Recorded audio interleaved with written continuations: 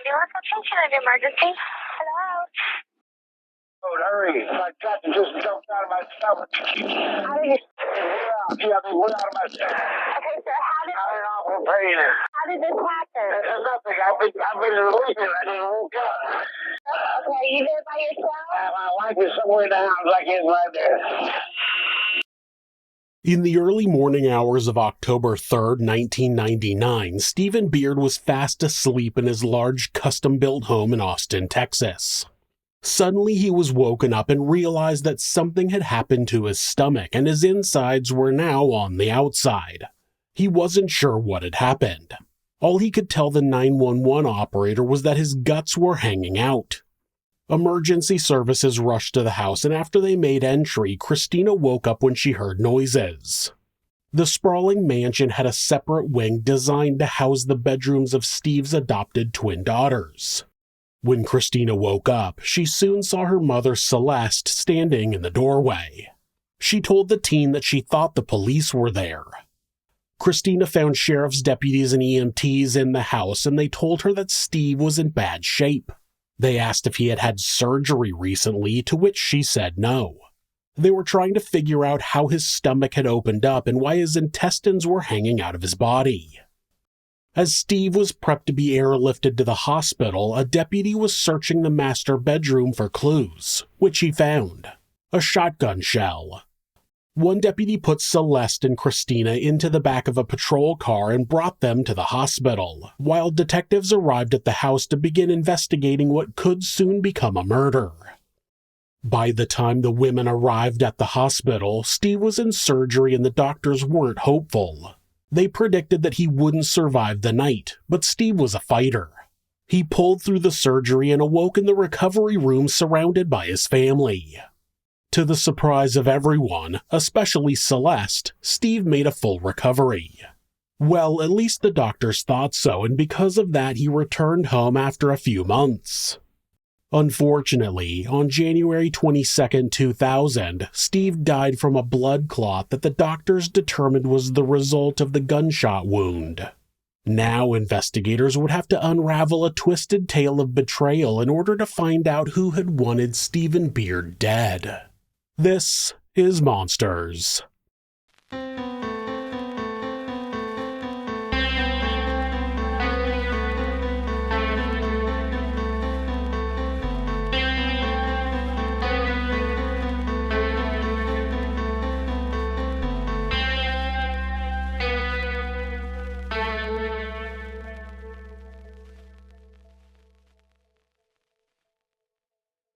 Celeste Johnson was born on February 13, 1963 in Culver City, California.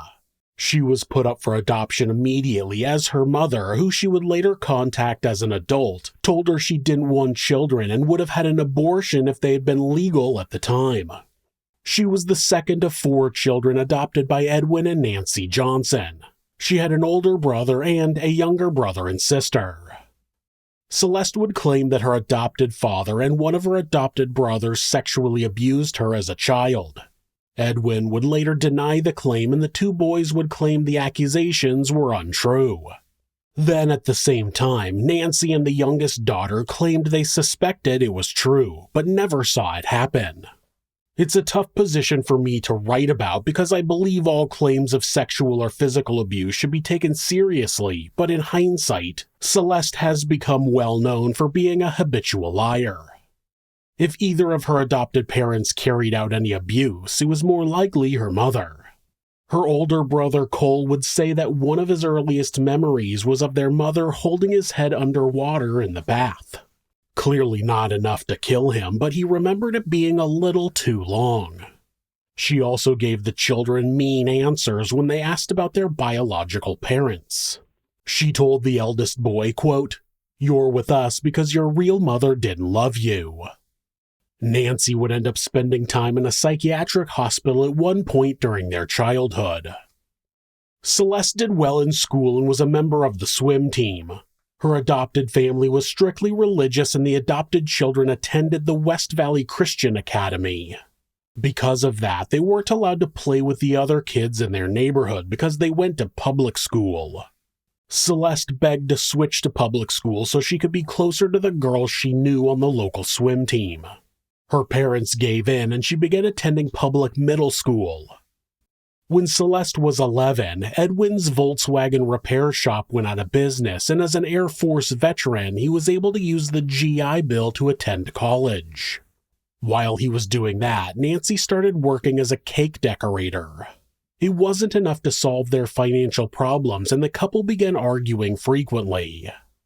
With her parents being out of the house all day, Edwin attending class and Nancy working to try to put food on the table, Celeste would spend time at a friend's house whose parents were far from struggling financially. That family would give her gifts and take her with them on family vacations. She developed a taste for the benefits of having a lot of money. The contrast between her friend's lifestyle and her own only grew over the next few years. Edwin's personality changed. He stopped shaving and cutting his hair, and he started insisting people call him Jedediah. On Christmas Eve of 1977, Nancy kicked him out of the house and started the divorce process. Eventually, the two adopted boys went to live with their father, while Celeste and her sister stayed with their mother. The divorce was said to be contentious, and after it was final, Celeste claimed that she never saw her brothers again, but I can't verify the truth in that.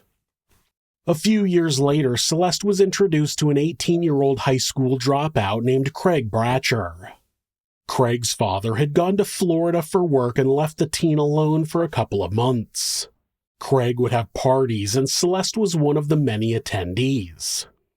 At some point after Craig's father returned, the teens ended up getting an apartment together. There are 2 full books that have been written about this case. One of them is essentially the official biography of Celeste and relies entirely on her retelling of her life. According to her, Craig became abusive soon after they moved in together. She claimed that he was jealous and controlling, and if he thought Celeste was looking at someone else, he would punch, burn, or even stab her. Now, there was another time where Celeste claimed her father had stabbed her, and that story has been found to be very unlikely. Her friends at the time said they were around her every day, and she never had a stab wound around then or a scar. And it wasn't like it was a hidden area on her body. She claimed he had stabbed her in the face. During the divorce battle, Edwin denied that it ever happened, and everyone around was inclined to agree. So Celeste's version of events throughout her life tend to take on a twist of her being the victim in every bad situation. When Celeste found out she was pregnant, she claimed she told Craig and he responded by throwing her into the closet door. She said that he wanted her to get an abortion, and when she wouldn't, he would punch her in the stomach, hoping to cause a miscarriage. According to all other accounts, though, that doesn't seem to be the case. The couple got married on December 6, 1980, and Celeste gave birth to identical twin girls on February 6, 1981, just days before her 18th birthday. The girls, Jennifer and Christina, were premature and weighed under 3 pounds each. The twins were rushed to a different hospital, and Celeste first saw them 5 days later. They were in the hospital for 3 months before they were finally strong enough to go home. While Celeste's stories were about her being abused and how neglectful Craig was, everyone else seemed to see things differently. They would tell stories of Celeste taking off for days at a time, leaving Craig to care for the girls alone. They said it wasn't much of a change, though, as he did most of the child care anyway. She would tell stories of his jealousy if he even thought she looked at another man, but others said she was often caught cheating. Then she would give Craig a sob story about her rough upbringing and beg him to take her back. Now, Craig did have a temper, and he did admit to doing a lot of things he regretted during their marriage. Once, he pulled a gun on her and a man she had cheated on him with, and he ended up serving 4 months in jail because of it. Celeste responded by cheating on him again with a fellow inmate he had introduced her to during visitation once that man was released. It was safe to say that it was an all-around dysfunctional relationship, but not one where Celeste was the only victim. The couple moved around quite a bit. They ended up in Washington State, living in a guest house of one of Craig's relatives. It was there that Celeste claimed that Craig broke her arm. She said he had heard she was talking to a man in the break room at work, so he beat her. Christina would later say that she once witnessed Celeste slam her arm in a car door until it broke, but it's not clear when that would have been. She would have been too young to remember the incident in Washington, but she did say she never remembered seeing her father hit her mother. So again, it's unclear what actually happened, but it was the end of the marriage, at least on paper. On May 18, 1983, the couple got a divorce. It was finalized in September of 1983, but it would not be the end of their relationship. Celeste found a job as a waitress at a pizza joint and was renting a room from another woman who also had a number of children. It was a 2-bedroom apartment, so Celeste, a friend named Gail, and the twins all lived in one bedroom. Ironically, Gail would go on to say that, despite them only being friends, Celeste became possessive of her. She would want to know where she was at all times. Once, when Gail refused to tell her where she was going, Celeste called the police and claimed her friend had stolen her purse. Gail lucked out when Celeste's purse was found along the side of the road, and the authorities made it clear they believed that Celeste was lying. Obviously, Gail moved out. There was a period of time after Gail moved out that the twins were put into foster care, but the details aren't clear. Eventually, Celeste decided to go back to Craig, who it seemed was living in California again by then. She regained custody of the girls and the family moved into an apartment together, but it's unclear how they thought things would be different. After a few months, they split up again and Celeste put the girls back into foster care. She started dating a different man who she knew from high school.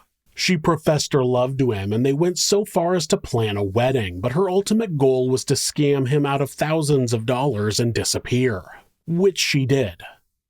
Craig had gone into a deep depression after Celeste left him again, and a friend convinced him to move to Arizona to put some distance between himself and his ex. He agreed, but he was only in Phoenix for a few days when Celeste called, begging him to take her back. It seems that Craig became Celeste's fallback plan whenever she couldn't find anyone else to leech off of. Craig, wanting his family to be together, agreed and moved Celeste and the twins to Arizona. It wasn't long after that Celeste learned she was pregnant. Craig was in favor of having the baby and trying to make the family work. I'm not sure if he knew whether or not it was his or if he cared, but it didn't matter. Celeste said she couldn't handle a third child, and they put the baby up for adoption immediately. Craig was disappointed, but it wasn't until he found out that Celeste had scammed the adoptive parents that he really got angry. It turned out that Celeste had told the adoptive parents that they needed to reimburse them for the hospital bills even though Craig's insurance had covered it. Celeste walked away with a check for $10,000 in return for her third child.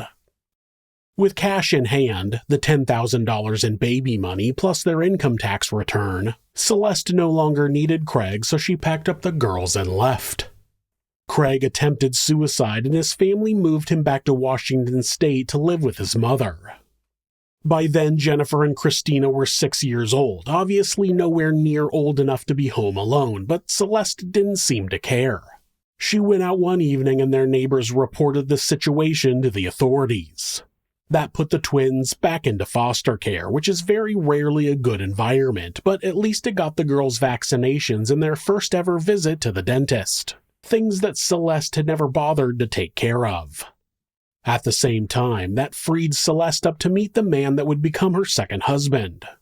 Harold Wolf was a jet engine mechanic in the Air Force, and though he had been married once before, he very much wanted to get married again and have a child of his own. They started dating and Harold would say that he was drawn to Celeste, but there was something about her that made him not trust her fully. He described it as like a spidey sense. Eventually, he decided to break things off with her, but right then she told him she was pregnant. What a coincidence. He resisted marriage at first, but finally gave in and the couple married in December of 1988. Not long after, Celeste broke the news to Harold that she had lost the baby.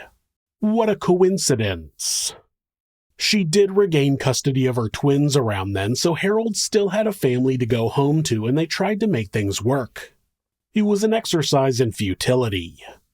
Despite their financial situation being far better than she had ever experienced before, Celeste wanted more.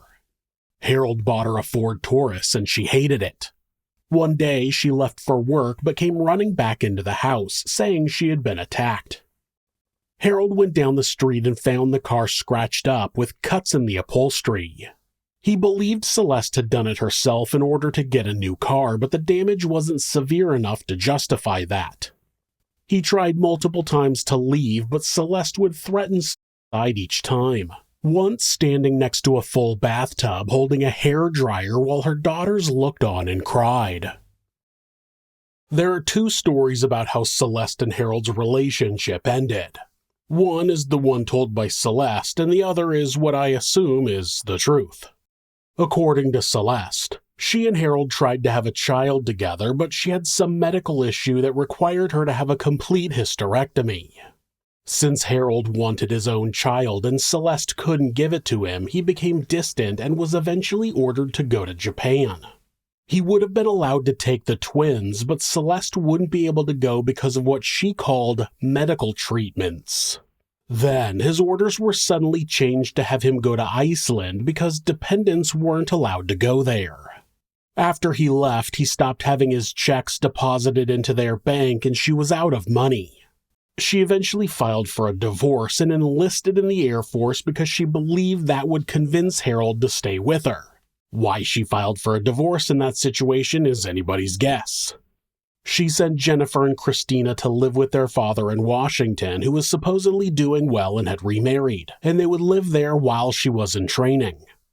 She says that her divorce lawyer thought her joining the Air Force was the wrong thing and convinced them not to allow her to enlist. After that, she met the man that would become her third husband. The story as it's told everywhere else is that, when Harold was ordered to be stationed in Okinawa, Japan, Celeste wasn't allowed to go due to her reported mental health issues. She became furious and started calling his superiors over and over again until they canceled the orders. After that, the couple's fights grew more frequent and Celeste even called the cops and claimed Harold had hit her. He was arrested and after posting bail, he started living with a friend.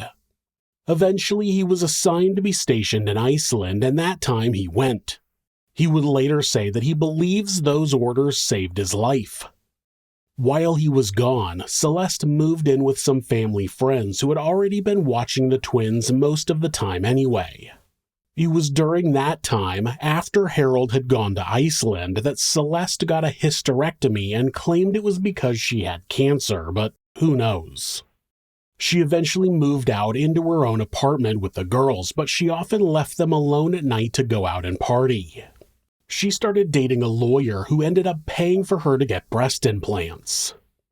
In 1990, Celeste reported her Ford Taurus stolen, and with the insurance money she bought a brand new Thunderbird. That fall, Celeste was reported to Child Protective Services, and when that agent arrived, she reported that the living conditions were horrible. The twins were placed back into foster care. Shortly after, the Taurus was found in the desert outside of Phoenix and had been burned. Celeste admitted to a friend that she had burned the car for the insurance money. At the end of 1990, Celeste decided that she was going to join the Army and agreed to give custody of the twins to their father. She never did join the Army or the Air Force, though. It seems most likely that she simply never enlisted. Or maybe she tried but they wouldn't take her with her medical and/or mental health history. It's not clear. In May of 1991, she got into a disagreement with her friend and they reported her insurance fraud to the police. When she was questioned, it was revealed that Celeste had not only torched her own car for the insurance money, but she had robbed her friend's house while they were out of town the previous year. Some of their personal property was located in a storage container rented by Celeste. By that time, Celeste had just abandoned her life with Harold, so when she met a man named Jimmy Martinez at a bar called Mr. Lucky's, she had no reason not to marry him. I mean, besides the fact that she was still legally married. So on August 24th, 1991, Jimmy and Celeste tied the knot in a classic Vegas quickie wedding. Though out of his life, Celeste would leave a lasting mark on Harold. Once back from Iceland, he would find that all of his possessions were gone and his credit was destroyed. His freedom from Celeste would end up costing him over $60,000 in unpaid debts. He ended up filing for divorce in December of 1992, but the process servers never located her and the paperwork was never signed by her. Once Celeste settled down with Jimmy, she tried to get her daughters back, but Craig refused. She tried to claim Jennifer had written her letters about how her father had abused her, but the authorities didn't believe her. In the summer of 1993, Jimmy's employer transferred him to Austin, Texas, and Celeste used her 2-week visitation to have the girls come to Arizona and help her pack. After arriving in Austin, the girls witnessed the same erratic behavior they were used to. Celeste and Jimmy would scream and fight, and their mother would threaten to kill herself. Once she even stabbed herself in the arm with a pair of scissors in front of Christina. She tried to jump out of the car on the freeway and Jimmy pulled her back in by her arm, which was witnessed by both of the twins. She then called the cops and claimed the hand-shaped bruise on her arm was where Jimmy had hit her. He spent the night in jail. When the girls were due to return to Washington, Jennifer left, but Celeste was able to convince Christina to stay. Craig called repeatedly asking for Celeste to return his daughter, but she refused. Of course, Celeste's account from her biography is, quote, "We were still fighting in family court, but Craig finally allowed Christina to live with me while Jennifer stayed in Washington. Not that the girls came to visit and she tried to get them to both stay despite the court order that she not have custody." In November of 1992, Celeste returned to Arizona to appear in court for charges of insurance fraud. The charges against her for robbery were dropped because the friends had lied about the value of the items to their insurance company. She took the stand and told the judge all about the abuse she had suffered by her parents and prior husbands. Then she claimed that a lawyer had advised her to make a false report and that she had only done it to help support her children. Ah, poor selfless Celeste. Then she explained that she had moved out of state and she wouldn't affect Arizona anymore. Now she was Texas's problem. And a problem she would be, but that comes later. The judge seemed to buy it and sentenced her to 200 hours of community service, 4 years of probation, and a $20,000 fine. Then Celeste returned to Texas. She returned to her normal pattern of leeching off of her husband while shopping for her next victim. She ran up tens of thousands of dollars in credit cards without Jimmy's knowledge. She also got a job as a waitress at the Austin Country Club. It was the perfect place to meet a wealthy man. It seemed Celeste was already planning to leave Jimmy and hop onto the next gravy train she could find. But first, she had to fight to keep custody of Christina. Craig had gotten the courts involved and he traveled to Texas where he fought to have his daughter returned. When Christina was asked what she wanted, she said she wanted to stay with her mother, so that's what the courts decided. Back in Washington, Craig petitioned the courts again, writing a detailed letter about Celeste's behavior.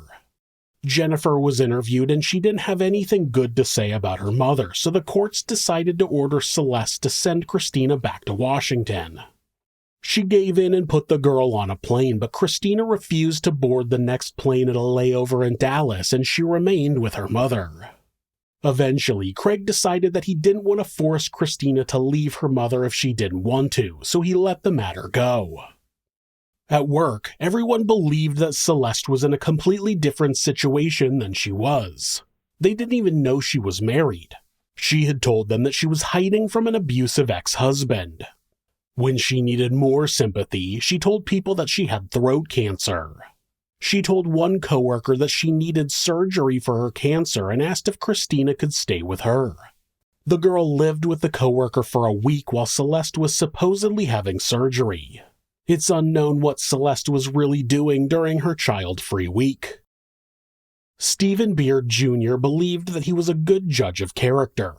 Born on November 27, 1924, he grew up in Dallas at a time when it was a man's job to work and take care of the family. He attended 3 colleges, eventually getting a degree in chiropractic medicine, but he would never end up practicing. He joined the Navy during World War II, working as a supply officer. After the war ended, he switched to the Coast Guard for a bit before leaving the service altogether. Back in Dallas, he began working as a shoe salesman for $15 a week at a Neiman Marcus department store. That was where he met a woman named Elise Adams. Elise was a model, but she loved outdoor activities, and the couple would spend their time camping and hiking. After they married in 1948, Steve quit his job in sales and began working as an assistant at KRLD Radio in Dallas. He eventually moved to Tracy Locke Advertising Agency, where he made a name for himself selling and producing commercials for major brands. The Beards were transferred to the New York branch of the agency, and it was there they had their first child, a son named Stephen Beard III. Steve was hired at John Blair & Company and sent back to Dallas, where he was in charge of their Southwest Regional Sales Division. It was in Dallas the couple had their other two children, a daughter Becky and another son Paul. Steve spent the next few years climbing the ladder in the advertising industry and eventually found a very comfortable spot very close to the top. His family had a nice house, a pool, fancy cars, and they took trips that some people could only dream about. He bought 300 acres near Gainesville, Texas, where he raised Beefmaster cattle, horses, and sheep. As time went on, he sold the ranch and purchased a 25-foot boat that he kept on Lake Dallas. In the late 70s, television was changing and independent stations were becoming more profitable. With his own money and a couple of business partners, Steve won the contract for an FCC license to start a new television station based in Austin. In 1982, he started KBVO Channel 42, and it was a major success. The ad revenue started rolling in, and then in 1986, Steve negotiated KBVO to be the local Fox affiliate. His hard work paid off, and Steve was a well-known figure in the Austin area. They bought a lake house in Westlake Hills and renovated it into a 4,700 square foot or 436 square meter mansion with an enclosed pool, game room, and study. The house was close to the Austin Country Club, which was great because he and Elise both loved to golf. It seemed that the Beards had everything they could dream of. Their 3 children were grown and successful, and they were living comfortably as prominent members of Austin. That all changed in 1993 when Elise became ill. Doctors broke the news that she had cancer, but they were hopeful she could beat it. She underwent chemo and radiation with good results, and to celebrate what they thought was a close call, they took a cruise through the Panama Canal. They celebrated their 45th wedding anniversary and were ready to take a trip to Italy that fall, but in September, the cancer returned. It progressed rapidly, and Elise died on October 13, 1993. Steve was lost. He didn't know how to be alone. All he knew was being a husband and having someone to provide for. He told a friend, quote, "The saddest thing is a rich, lonely old man." That's why, when he met Celeste at the country club, his demeanor perked up. First, he told her he needed a new house manager and offered her the job. It wasn't long before Celeste was more than just an assistant, though. Once Celeste was sure she had her next victim lined up, she abruptly left Jimmy. Christina was in Washington for the Christmas holiday, and Jimmy went to visit his parents in El Paso. Celeste claimed she couldn't go because she had to work, and while everyone was gone, she packed her bags and moved out. Jimmy eventually filed for divorce and began the long process of digging himself out of the debt that Celeste had left him in. People around Steve assumed that he was having a fling with a younger woman, but Celeste was not about to let her new meal ticket go. To anyone she met, she played the part of a woman who was deeply in love. When Christina asked why she was with Steve, Celeste simply said, quote, "He's rich." But to anyone else, they were soulmates. Steve's children were more surprised than anyone at the new woman in his life. The first time Celeste met Becky, she told her that she had gotten a degree in accounting from Pepperdine University, but that she had gotten bored of accounting and quit. Becky said she never believed what Celeste had told her, which was good because it wasn't true. Celeste had never earned a degree from any university in any subject. Despite their suspicions that Celeste was only with Steve for his money, there wasn't much his friends and family could do. He was drawn into her spell and believed that she and her daughters needed to be taken care of. Once her divorce from Jimmy was finalized in August of 1994, all Celeste had to wait for was a marriage proposal. Steve retired at the end of the year, and after he sold his share of the station, his net worth was estimated to be around $12 million. Once retired, Steve asked Celeste to marry him, and of course she said yes. Steve was not a complete pushover, though. He did put together a prenuptial agreement. In it, he stipulated that if they divorced before their 3rd anniversary, Celeste would get nothing.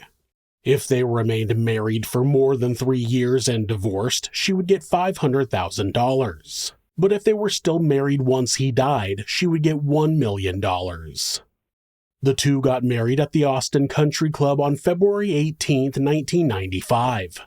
They honeymooned in New Orleans and then settled into Steve's large home. Celeste quickly started acting like, well, Celeste. She would grind up sleeping pills and put them in Steve's dinner so he would fall asleep and she could go out and party. She also started spending money like it was going out of style. In June, Steve found out that Celeste had taken Elise's jewelry out of his safe deposit box and sold it.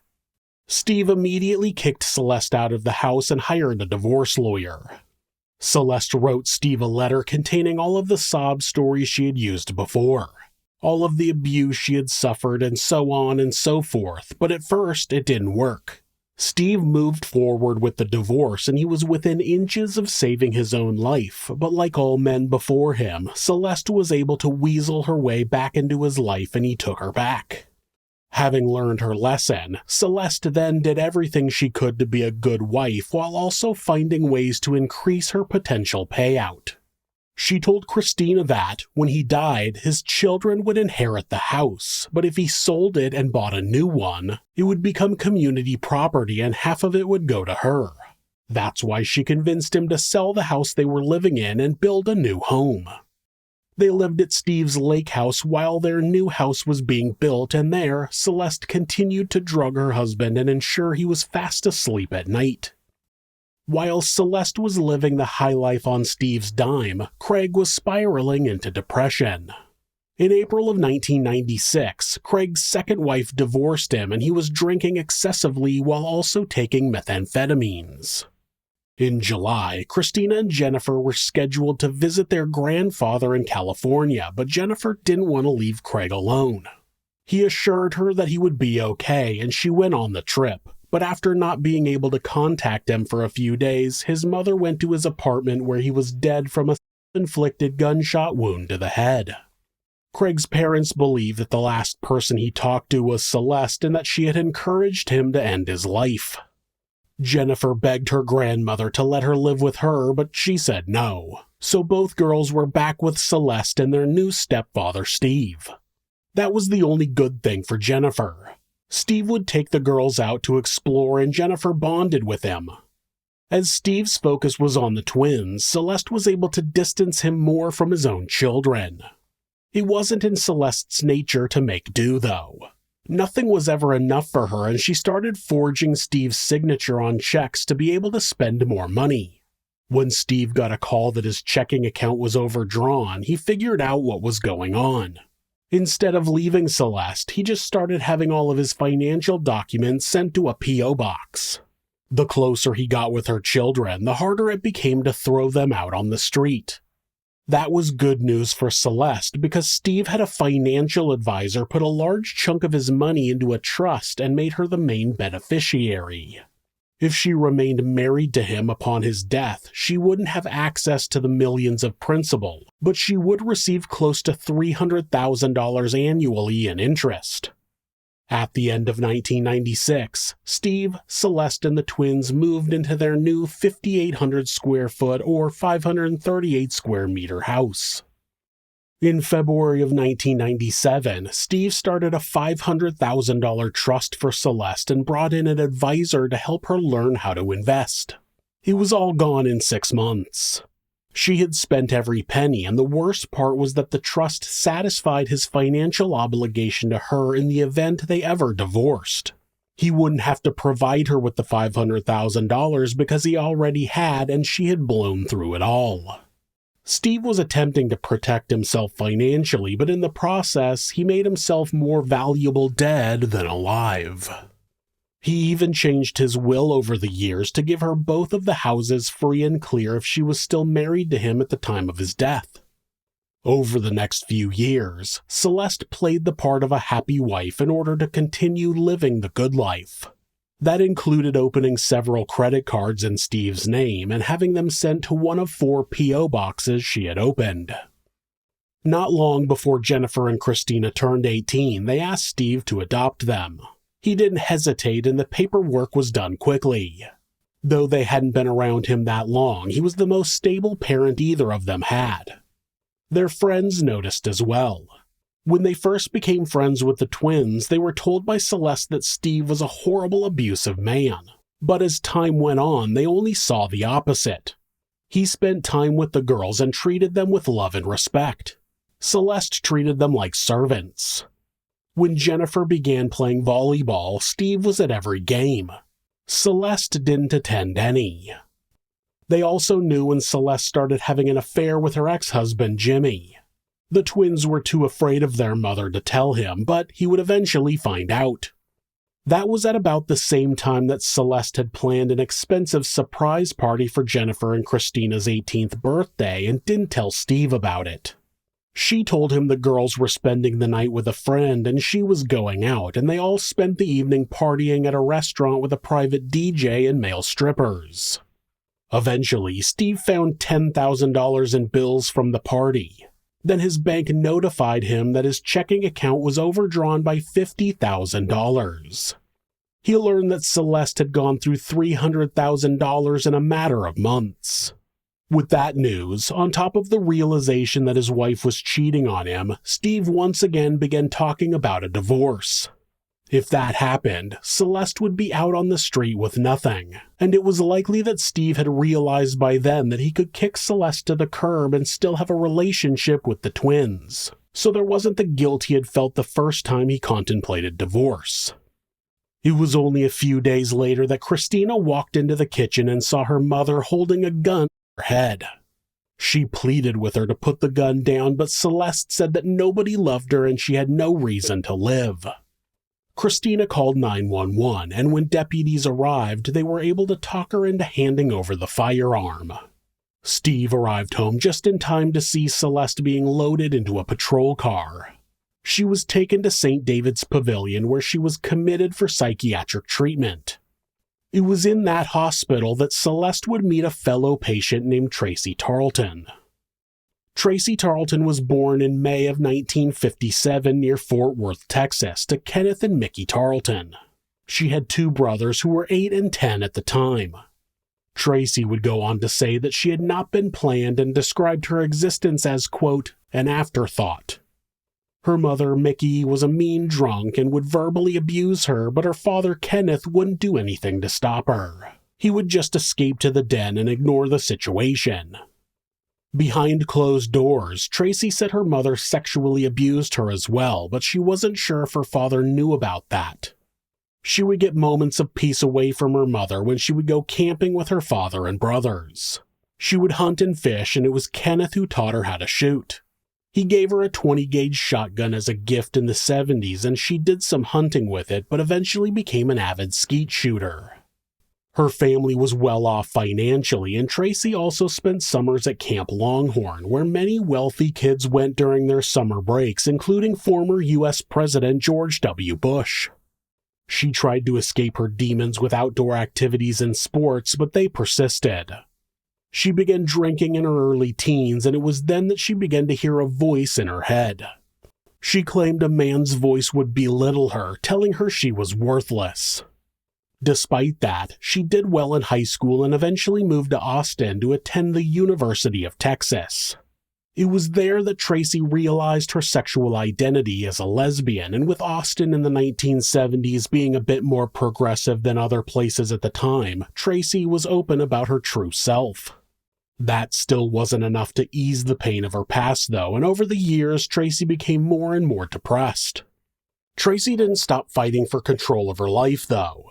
She joined Alcoholics Anonymous and transferred to Texas A&M University, where she got a bachelor's degree in wildlife and fishery science.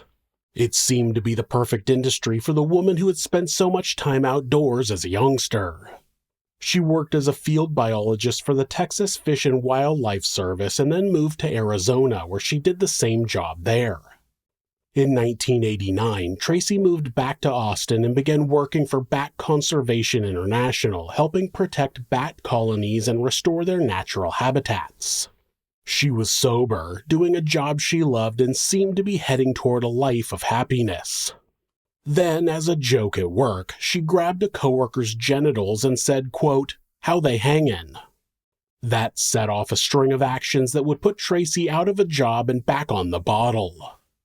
The entire staff of BCI was required to attend a sexual harassment seminar, but instead of apologizing and moving on, Tracy argued with her boss and attempted to get other employees to join her in protest.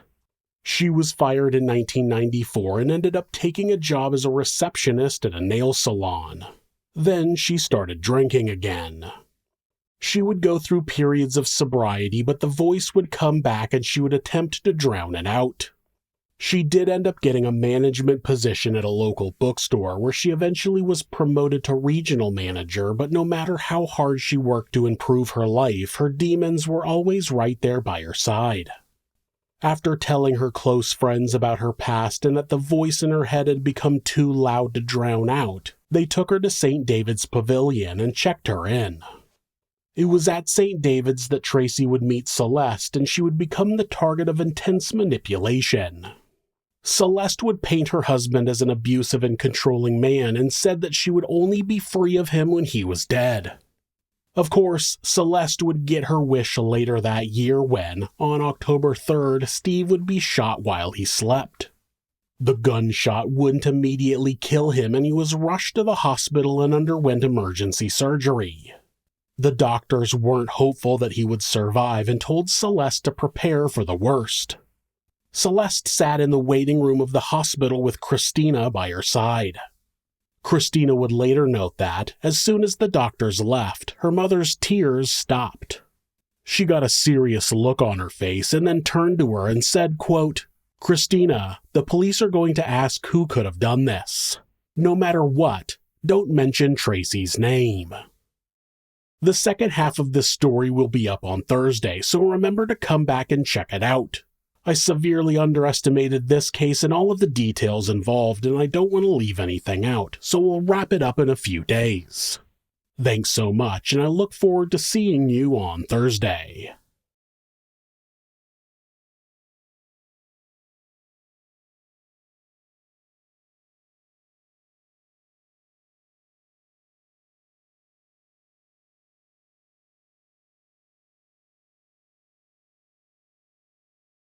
If you're a fan of true crime, hit subscribe and turn on notifications so you don't miss an episode. You can also hit like or leave us a comment. You can check out our other show, Somewhere Sinister, on YouTube or anywhere that you listen to podcasts. If you'd like to support the show, check out our merchandise at thisismonsters.com. The link is in the description. Thanks again, and be safe.